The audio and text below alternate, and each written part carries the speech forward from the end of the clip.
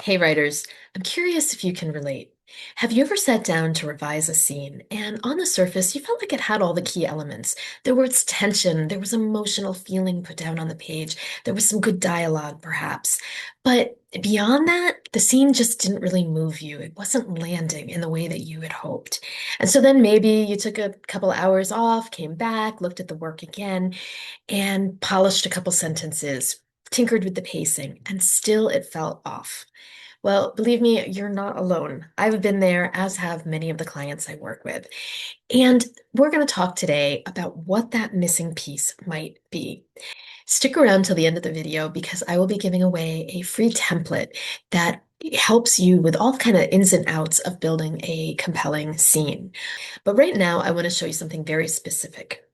A lot of times, our scenes look like they work because there's all kinds of stuff happening. There's lots of action. But you can build a scene with conflict and dialogue and emotional intensity and still not feel like it's moving in any new direction. And that is because movement is not created by activity, it's created by change. So, this is really where many drafts stall. The scene feels active, but structurally, nothing has shifted. The character is the same in the beginning of the scene as they are at the end. And that's what gives us that sort of flat scene that feels like it's going nowhere. So I think the easiest way to understand what I mean by all of this is let's look at a scene from The Hunger Games. So in case you're unfamiliar with this wildly popular dystopian YA series, The Hunger Games is set around a premise of a society in which there are it's a system where teenagers are selected to fight to their death in these really horrible competitions.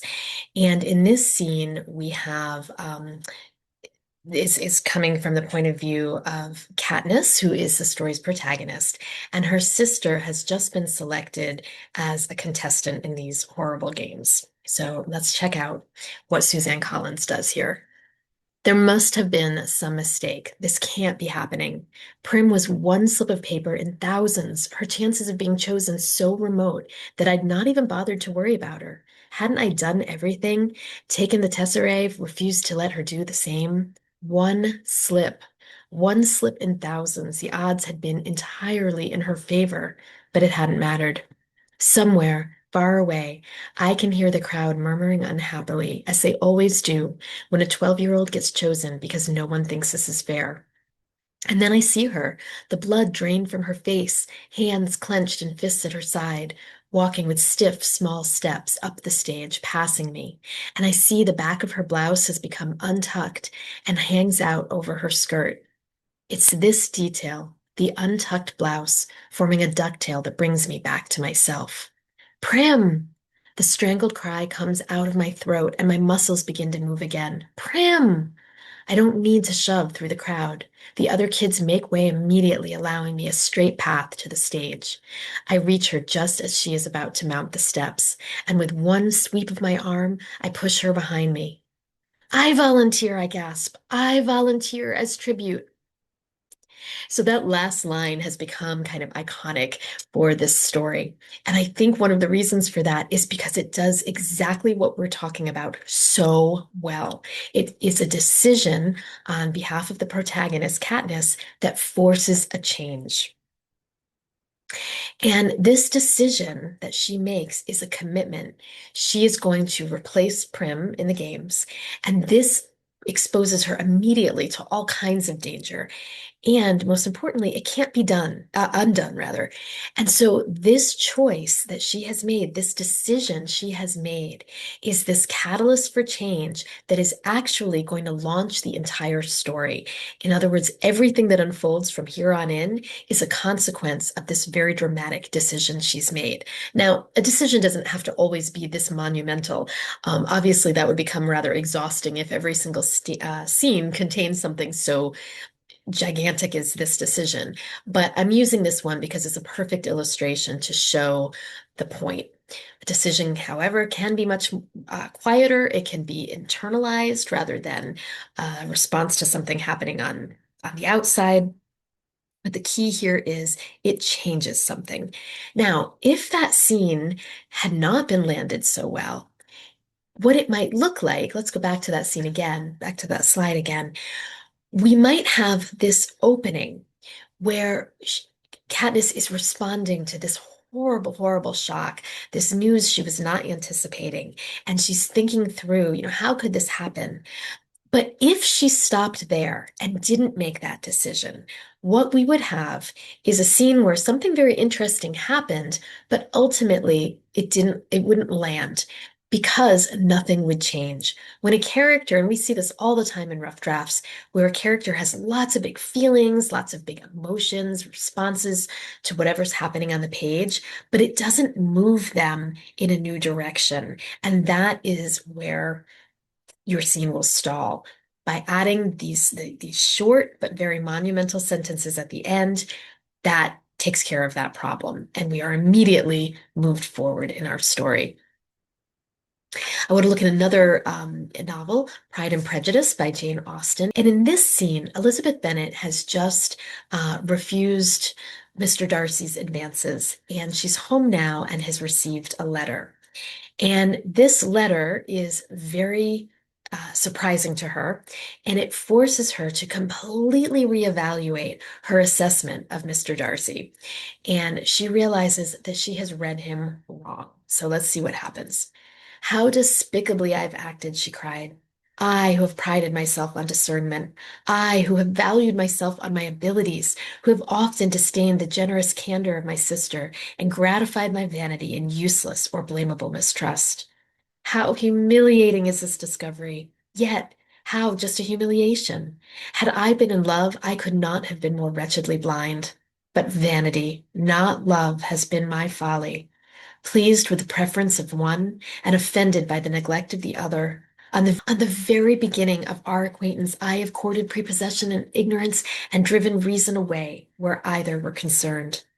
Till this moment, I never knew myself. So these are big feelings, and they are happening inside of Emily Bennett as she is forced to completely reconsider her biases going into this scene. So let's talk about why this works. Because of the contents of that letter, Elizabeth realizes that she's different now. She has a new understanding of this person she thought she understood. And this new understanding means she has to completely recalibrate and rethink the way she has understood everything that's transpired between them before this scene. And she is making an internal commitment to do so, which is going to have an impact on all of their future interactions. They're no longer who they were at the beginning of this scene. And because of that, we have that momentum that moves our story forward and also eliminates any danger of repeating old emotions, old beliefs. We're continuing to move forward. So, one of the challenges of writing a scene like that, and it's a challenge that Austen very deftly avoided, is when we have a lot of interiority that a character is demonstrating. In other words, we're privy to all that information that's inside their heads. We can get lots of insight that's very interesting, very thought-provoking, but doesn't move our scene forward. But the reason for that is a character can understand something and still stay stuck. They can still behave the way they were behaving. And that is why insight is not enough. The insight that we see on the page needs to force a decision of some sort. Now, you can make a decision to be passive. You can make a decision not to change, but even that still needs to be shown on the page. In this instance, of course, she makes a decision based on insight that is going to move the story forward by creating real change and ultimately changing their relationship. So now I want you to try. I want you to pull out a scene that you have tried to revise before and look at it with fresh eyes, having just watched this video, and ask yourself, has your character made a decision in this scene? And I want you to be really precise about this. Don't analyze what they felt, what they realized. You can look at all of that in a different round of revisions. But for the purposes of this exercise, really drill down and ask yourself, has a decision been made? And if not, go back and look at what is there. What have they felt? What have they realized? And think about How does that change them? And how will that cause them to act differently or commit to a new decision? Once you have that identified, stick that in your scene and just look at the energy that it is providing. This is really the secret to making a scene that is going to lead to more scenes and more interest for your reader. So at the beginning, I promised you a gift. I've got this scene builder template, and it is a really simple tool that you can use to test your scenes and make sure not only do they contain that all important decision that we just talked about, but lots of other key elements that make a scene have energy and give your readers something to really connect with and keep them engaged in your story. I'm going to stick a link in the comments section. Go ahead and grab that and let me know how it works for you. I would love to hear in the comments section where you're at with crafting the scenes in your story. Finally, I want to tell you about Story Circle. This is my free weekly writing sprint. Every Wednesday at 3 o'clock Eastern, we get together on Zoom and write together for one focused hour. You can write with the camera on or off, whatever's best for you. It is just a really super focused time to devote to your story. And I have to tell you, it is one of my most productive hours of the week in terms of writing my work. And the writers that attend tell me the same thing. So if you would like to join us, and I really hope you will, just go ahead and click the link in the comments section and you will get the information you need to join us. All right, happy writing, everyone.